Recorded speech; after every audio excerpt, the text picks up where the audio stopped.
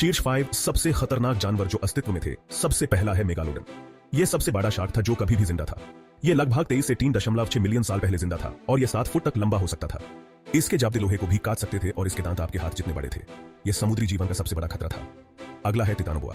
यह सबसे बड़ा सांप था जो कभी भी धरती पर रेंगा। यह विशाल सांप 42 फुट तक लंबा हो सकता था और अपनी शक्तिशाली शक्ति से बड़े शिकार को भी कुचल सकता था। प्रेडेटर एक्स एक विशाल समुद्री प्राणी था जिसका काट डरावना था। आर्कटिक में पाया गया इस प्राणी का सिर लगभग 10 फुट लंबा था और यह अपने समुद्री वातावरण में एक टॉप शिकारी था। दिनोनिचुस एक भयंकर डिनोसॉर था जो अर्ली क्रिटेशियस काल का था। अपने तेज पंजे और फुर्ती के लिए जाना जाता था। यह शिकारी अपने पंजों से शिकार को काट सकता था और अपने समय का एक टॉप शिकारी था। आखिरी में टी-रेक्स। यह आइकॉनिक डायनासोर 40 फुट से ज्यादा लंबा था और किसी भी स्थल जीवन का सबसे शक्तिशाली प्राणी था। इसकी विशाल आकृति और शक्ति से एक भयंकर शिकारी बनाती थी। इनमें से कौन सा प्राचीन शिकारी आपको सबसे डरावना लगता है? कमेंट्स में बताइए।